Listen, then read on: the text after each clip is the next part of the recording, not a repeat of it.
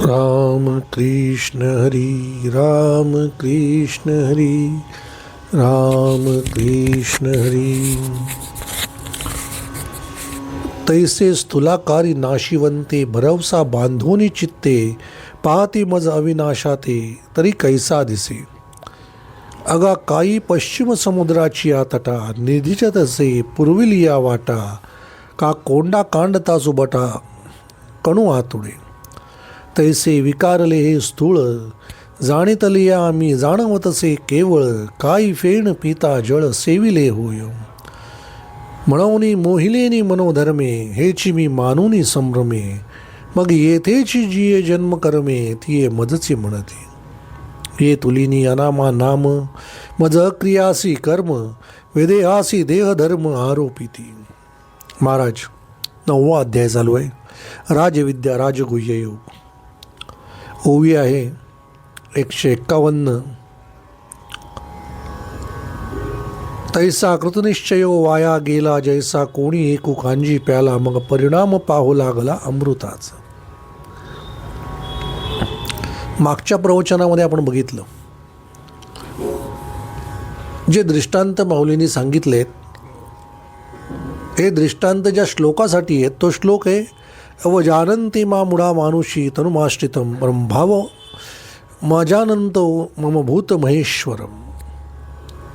हा श्लोक या श्लोकाला विश्लेषण करण्यासाठी म्हणून या सगळ्या ओव्या घेतलेल्या आहेत. भगवंत कसे आहेत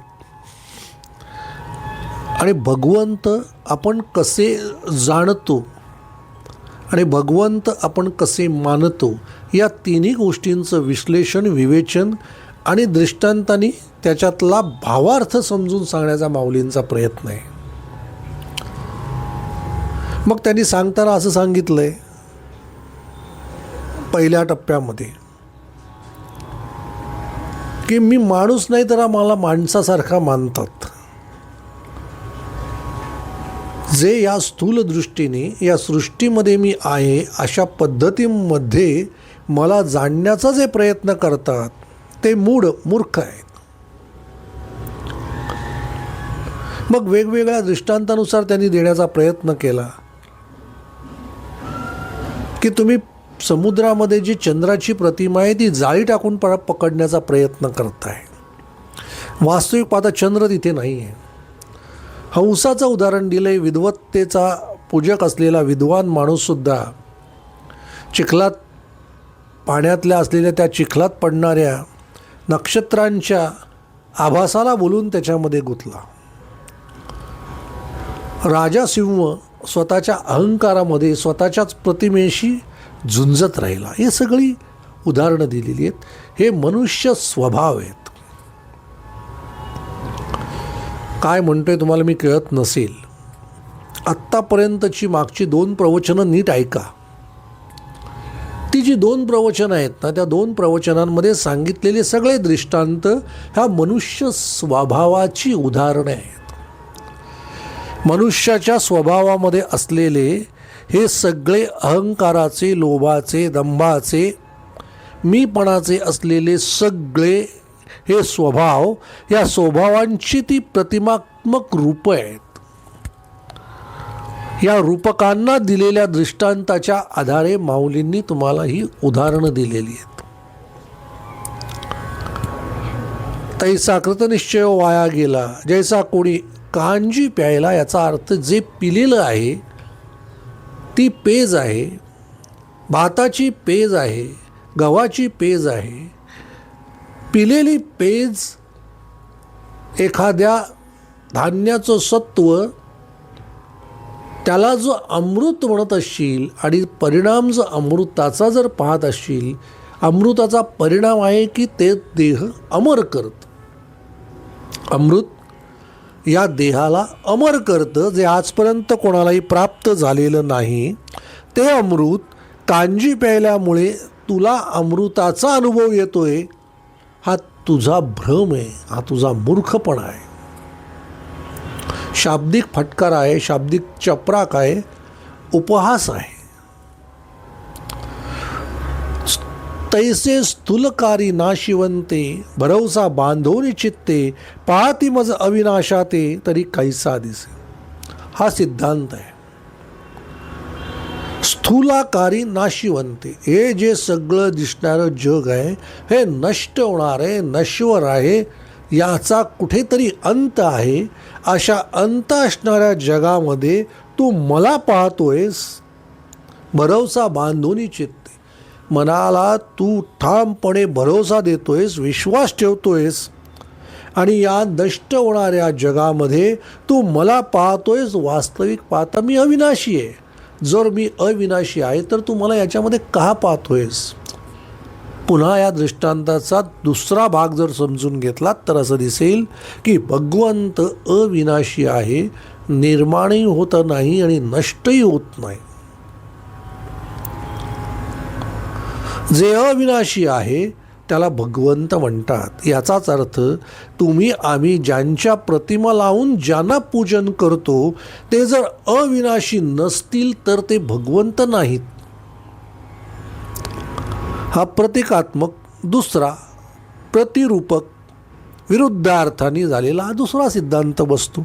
एक सिद्धांत असा, त्याचा उलट सिद्धांत असा बसतो, जे अविनाशी नाहीत, जे नष्ट होणारे आहेत, जे या सृष्टीतून कायमस्वरूपी ज्यांचा अंत होणार आहे, ज्यांचं नावही शिल्लक राहणार नाही, असे भगवंत नाहीत.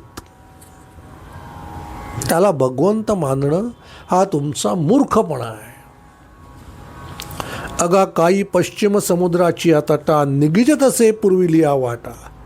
ज्या मार्गावर तुम्ही चालताय तो मार्ग निश्चितीचा, तुमच्या मनाचा, तुमच्या आविर्भावाचा, तुमच्या अहंकाराचा जर चुकीचा असेल, भगवंत जर पश्चिमेला आहेत आणि तुम्ही पूर्वे दिशेने चाललेला आहात, जर तुमचा मार्ग चुकीचा आहे तर भगवंत तुम्हाला निश्चित सापडणार नाही आहे. कारण तुमच्या मनाने ज्या दिशेला धावण्याचं योजन केलेलं आहे, प्रयोजन केलेलं आहे, ते प्रयोजनच मूळतः चुकीचं आहे. तैसे आणखीन एक दृष्टांत दिले का कांडता सुभटा कणू आतुडे. काय कांडलंय तर कोंडा. कोंडा ज्या वेळेला तुमचा बाहेर पडतो तो त्या तांदळाचं असलेलं आवरण घासल्यानंतर बाहेर पडतो. जर कोंडा त्या घासलेल्या तांदळाच्या आवरणाचा जर भाग असेल तर त्याच्यामध्ये तांदूळाचे कण कसे येतील? आता हे जे उदाहरण आहे ना महाराज, या उदाहरणाच्या असलेल्या खोलीचा तुम्ही विचार करू शकणार नाही. फार सोपं उदाहरण वाटतं. हा दृष्टांत अत्यंत साधा, अगदी तोंडासमोर असलेला, इतका महत्त्वाचा नाही म्हणून सहजासहजी कोणी लक्षही देणार नाही. अनेक विद्वान या दृष्टांताला उलटून जाते. या दृष्टांताची फोड मी तुम्हाला सांगतो म्हणजे तुम्हाला कळेल हा दृष्टांत माऊलींनी का वापरला आहे. 4 शब्दांमध्ये असलेला दृष्टांत आहे. का कोंडता कांडा, कोंडा कांडता सुभटा कणू आतुडे. हा कोंडा जर तुम्ही चाळलात तर त्याच्यात कण तांदळाचा सापडणार नाही. महाराज, जीवन 4 पुरुषार्थांवर आधारित आहे. धर्म, अर्थ, काम आणि मोक्ष. अर्थ आणि काम या 2 गोष्टींमध्ये आयुष्याच्या तारुण्याची सुरुवात होते. आई वडिलांच्या सानिध्यात सुरुवात धर्माने होते म्हणून पहिला धर्म. तारुण्यामध्ये प्रथम अर्थार्जन होतं म्हणून धर्मानंतर येतं ते अर्थ. अर्थार्जन म्हणून अर्थ. अर्थार्जन झाल्यानंतर होतं लग्न म्हणून होतं काम. आणि काम झाल्यानंतर आयुष्याच्या शेवटला येतो तो मोक्ष. यातले दोन जे पुरुषार्थ आहेत हे सारासार समाज माध्यमांमध्ये जास्तीत जास्त वापरले जातात, अर्थ आणि काम. धर्म आणि मोक्ष या दोन्ही गोष्टींकडे सर्रासपणे दुर्लक्ष केलं जातं. इथे धर्म म्हणजे काय आणि मोक्ष म्हणजे काय याचीच खरी विवंचना आपल्याला ज्या वेळेला भासते त्यावेळेला जवळपास जीवनाचा शेवटचा टप्पा आलेला असतो. आपला विषय आहे की कोंडा हा पुन्हा काढल्यानंतर त्याच्यात कण सापडत नाही. कोंडा निर्माण होण्यासाठी तांदूळाला पॉलिश केलं जातं. ज्या वेळेला तांदळाचं वरचं आवरण घासून काढलं जातं ते घासून काढलेलं आवरण म्हणजे कोंडा. तो बाजूला झाला तर त्याच्यामध्ये कण, तांदळाचे कण सापडणार नाहीत. याचाच अर्थ आणि काम हे दोन पुरुषार्थ या जीवनात पूर्णपणे घासून काढलेले आहेत. त्यानंतर त्यातला राहिलेला जो आयुष्याचा टप्पा आहे त्याच्यामध्ये तुम्ही मी म्हणून जरी धर्म शोधलात तरी तो शेवटच्या टप्प्यामध्ये ज्या वेळेला मोक्षप्राप्तीची वेळ येते त्यावेळेला हा धर्म तारुण्यात जपण्याची जी गोष्ट आहे, हा आवरण ज्या वेळेला निघून जातं, अर्थ आणि काम संपूर्णपणे आयुष्य घासून टाकतात. ते घासून गेल्यानंतर उरलेल्या आयुष्यामध्ये या कणासारखाही धर्म तुम्हाला सापडत नाही. न धर्म सापडत ना मोक्ष सापडत. तुम्हाला कळणार नाही महाराज मी काय म्हणतोय ते. वेगळ्या पद्धतीने समजून सांगण्याचा प्रयत्न करतो म्हणजे तुम्हाला समजेल.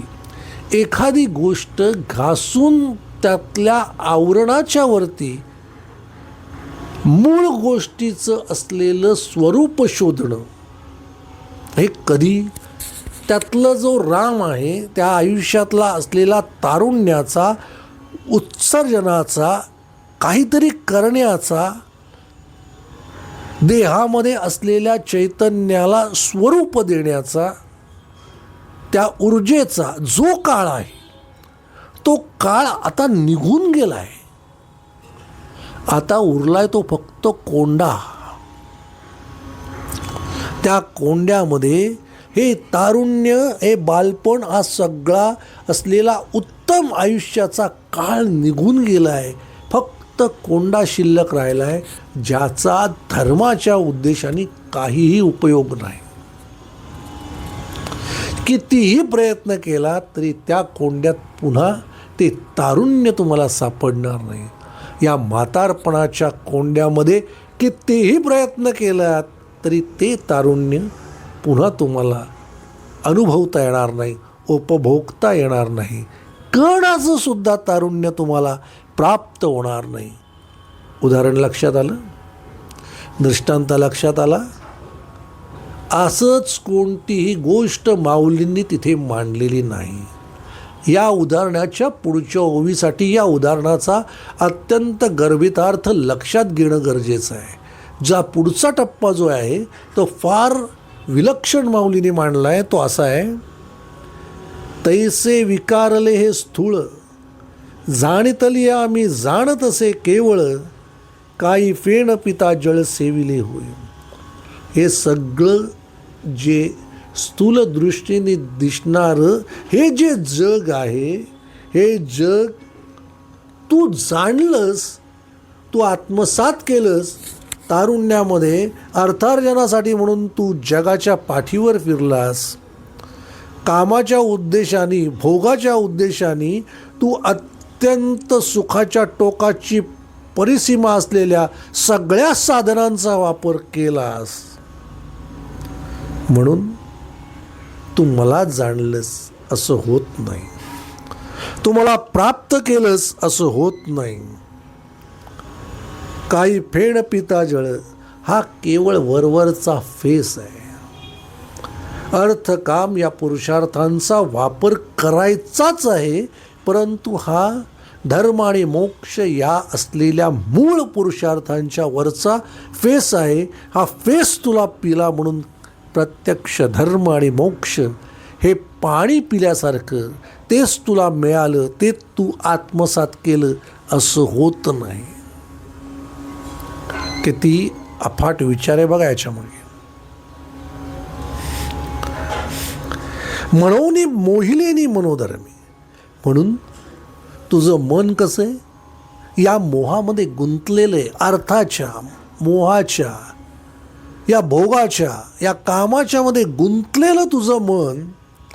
म्हणून मोहिलेनी मनोधर्मे, हेच मी मानून तू या अर्थार्जनाला, या कर्माला, या भोगाला, या सृष्टीतल्या नाशवंत स्थूलाकारी सृष्टीला मी म्हणतोस, भगवंत म्हणतोस, याच्यात मी आहे म्हणून तू त्याच्या मागे लागतोस, त्याच्यामध्ये सर्वस्व अर्पण करतोस. म्हणून मोहिलेनी मनोधर्मे, हेच मी मानून संभ्रमे, हेच मी आहे म्हणून तुझ्या मनातला जो संभ्रम आहे, मग येथेची जी जन्मकर्मे ती ये मजसी म्हणते. मग येथे जी जी तू जन्माला आल्यानंतर कर्म करतो, त्या प्रत्येक कर्माचा असलेला भाग हा मी आहे. ही माझ्यापासून ही कर्म जन्माला आली असं समजून तू मला प्राप्त केलं अशा पद्धतीचं जगणं जगतो. आता इथे येऊन थांबतो महाराज. या ठिकाणी तुम्हाला पुन्हा मागच्या टप्प्यावर घेऊन जातो, कारण याच्या पुढचा जो टप्पा आहे ना, तो भगवंत कसा असा आहे, आणि याच्या मागचा जो टप्पा होता तो भगवंत असा नाही असा आहे. दोन प्रकारात माऊली सांगतात. असा मी नाही, तू जे जाणतोस तसा मी नाही, तू जे म्हणतोस तसा मी नाही, तू जो मनुष्य धर्माप्रमाणे येणाऱ्या सगळ्या विकार, आकार, अर्थ आणि मोह, भोग, काम याच्याच तुलाकारी जगामध्ये तू ज्या पद्धतीत मला जाणतोस, मग एखाद्या असलेल्या व्यक्तीमध्ये तुम्ही भगवंत शोधताय, एखाद्या मूर्तीमध्ये भगवंत शोधताय, एखाद्या उपासनेमध्ये भगवंत शोधताय, एखाद्या पूजेमध्ये भगवंत शोधताय, एखाद्या सातत्याने एखाद्या धर्मकर्मामध्ये तुम्ही भगवंत शोधताय. हे सगळ्या गोष्टी हे फेस आहेत. हा कोंडा आहे, हा मूळ धर्म नाही, हा मूळ भगवंत नाही. हा केवळ वरवरचा स्थूलाकारी सृष्टीमध्ये भगवंत स्वरूपाचा देखावा आहे, आभास आहे, भासमान प्रतिमा आहे. ज्याला तू जाणतोस हा भगवंत म्हणून तो मी नाहीच. तो मूळतः मी नाही, तो मूळ तसा मी नाही.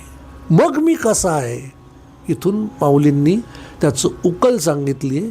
आता इथे विचार करण्यासारखी गोष्ट येते. ये तुलेनी अनामा नाम, मला कोणतंही नाव नाही, त्याला तू नाव देतोस. माझं अक्रियासी कर्म, मी कोणतीही क्रिया करत नाही, त्याला तू हे कर्म भगवंताने केलं म्हणून तू उद्बोधन करतोस. विदेहासी देहधर्म, मला देहच नाही, मग तू माझ्या मूर्तीला देहाच्या असलेल्या स्वरूपाप्रमाणे कपडे घालतोस, त्याला नटवतोस, त्याला वेगवेगळ्या पद्धतीने सजवतोस. माझं आकार शून्य आकारो, मला कोणताही आकार नाही, तो एखाद्या ठराविक आकारात मला बघतोस. निरुपाधिका उपचारू, तू मला ज्याप्रमाणे माणसाला उपचार करतोस त्याप्रमाणे मला स्नानादी कर्म, मला स्नान घालतोस, मला चित्र दाखवतोस, मला आरसा दाखवतोस, माझं रूपडं तयार करतोस, मला कपडे घालतोस, मला टिया लावतोस, मला गंध लावतो. ज्याप्रमाणे तू रूप बघतोस त्याप्रमाणे ते रूप तू त्या मूर्तीमध्ये स्वतःच्या रूपाने साकारतोस. मग विधिवर्जिता व्यवहारू, मला कोणतेही व्यवहार नाहीत. मग भगवंताला अमुक दिलं की भगवंत अमुक देतो, असे नाना विविध उपचार, नाना विविध व्यवहार तू माझ्यासमोर मांडतोस. आपण म्हणतो ना, भगवंताला नारळ द्यायला पाहिजे, भगवंताला प्रसाद द्यायला पाहिजे. व्यवहार आहे, भगवंत हे देईल. आपण नवस बोलतो, भगवंता तुला हे देतो, तुम्हाला अमुक झालं तर मी तुला हे देईन. ज्याला विधिवर्जित, ज्याला कोणत्याही प्रकारचं या सृष्टीतल्या असलेल्या सजीव भूतमात्रांशी काहीही घेणं देणं नाही, कुठल्याही गोष्टीचं असलेलं अस्तित्व भगवंताला लोभ निर्माण करत नाही, अशा गोष्टींचं प्रलोभन तू मला दाखवतोस. आचाराधिक वेगवेगळे, आचार या शब्दाचा अर्थ वेगवेगळ्या पद्धतीनुसार तू मला प्रलोभनं देऊन माझ्याकडनं काहीतरी मिळेल या उद्देशाने लोकांच्या समोर तसं आचरण करतोस. आणि मी असं आचरण करतो म्हणून तू समाजाला सांगतोस. पुढचा टप्पा आणखीन कठीण होत जाणार आहे. आत्तापर्यंत तुम्ही केलेल्या पूजा अर्चा, भगवंताचं असलेलं अस्तित्व, या सगळ्या गोष्टींवरती हे फटकारे माऊलींनी काढलेले आहेत. हे शब्दार्थ आहेत, ते तुमच्या मूळ भगवंताच्या कल्पनेला छेद देणारे आहेत. अत्यंत घन टप्पा आहे. या टप्प्याचा एकदा नीट विचार जर तुमच्या मनाने जर ठामपणे जर अंगीकारला, तर कोणत्याही देवाचा कोप, कोणत्याही देवाची भीती आणि कोणत्याही देवाच्या असलेल्या रूपाकडनं असलेली मागणी कधीही तुमची होणार नाही. हे माऊलींचं विद्वत्तापूर्ण विवेचन अप्रतिम आहे. तुम्हाला हे किती समजतंय, मी किती माझ्या शब्दांमध्ये हा भाव मांडू शकतोय, हे भगवंत जाणे. परंतु या सगळ्या ओवींमध्ये माऊलींनी भगवंताचं स्वरूप, भगवंत कसा तुम्ही मानता आणि मी कसा नाही, या प्रत्येक गोष्टीला छेद देण्याचा प्रयत्न केला आहे. प्रत्येक गोष्ट तुमच्या समोर स्वरूपात मांडण्याचा प्रयत्न केला आहे. तुमच्या मनातली अस्पष्ट असणारी भगवंताबद्दलची भीती, भगवंताच्या असलेल्या या सृष्टीतल्या वावराची भीती, अस्तित्वाची भीती माऊलींनी काढून टाकली. असं नाहीच, जे जाणता, जे तुमच्यासमोर मांडलं जातंय, ज्या पद्धतीमध्ये तुम्हाला भीती घातली जाते, ज्या पद्धतीमध्ये देवाला तुम्ही हे दिलं पाहिजे, नाही दिलं तर देव कोपेल नावाची भीती जी तुम्हाला घातली जाते, ती भीतीच वस्तुतः चुकीची आहे. त्या भीतीतून बाहेर या. त्या भीतीतून तुम्ही स्वतःचं मन, स्वतःचं विश्व आणि स्वतःचं असलेलं हे स्थूलाकारी जगाचं भ्रमाचं अस्तित्व टाकून बाहेर या आणि मग माझा विचार करा. भगवंत अर्जुनाला हे सांगताना अशा पद्धतीत सांगतोय की तू अर्जुन म्हणून जो काही तिथे माझ्यासमोर बसलायस, तो अर्जुन म्हणून या स्थूलकारी जगावरती अधिराज्य गाजवणारा, ज्याच्या भात्यामध्ये असलेली अपरिमित अस्त्र या जगाला जिंकून घेणारा हा अर्जुन, ही प्रतिमा त्या अस्त्रांसहित बाजूला ठेवून तू माझ्याकडे ये. फक्त या देहातल्या चैतन्य रूपाने ये, अर्जुन नाव सोडून माझ्याकडे ये. हा विचार आहे बघा. हा विचार एका श्लोकामध्ये मोकळा होत नाही, सांगता येत नाही, समजून देता येत नाही. यासाठी ज्ञानेश्वरी ही 100 पट मोठी गीता आहे. प्रत्येक अर्थ, वाक्य, रचना, भाव, ज्ञानार्थ, भावार्थ आणि आजच्या लौकिक जगामध्ये त्याचा उपयोग, या सगळ्या गोष्टी माऊलीने लिहिल्या आहेत. काय गरज आहे हो या भावाची आपल्याला? आज काय उपयोग आहे या गोष्टीचा? तुम्हाला ही गोष्ट जर समजली कारण ज्याच्यासाठी म्हणून आपण जगतो, ज्याच्यावर आपण प्रेम करतो आणि ज्या गोष्टीला भगवंत मानून आपण अपरिमित अट्टहासाने जी गोष्ट करतो, ज्या गोष्टीला आपण घाबरतो, त्या सगळ्या गोष्टी भगवंत स्वरूपाच्या आड आहेत, भगवंत स्वरूपाच्या विरुद्ध आहेत. हे जर समजलं तर मानसिकदृष्ट्या तुम्ही किती बलवान व्हाल याची कल्पना करा. याची गरज वास्तविकता तारुण्यात आहे.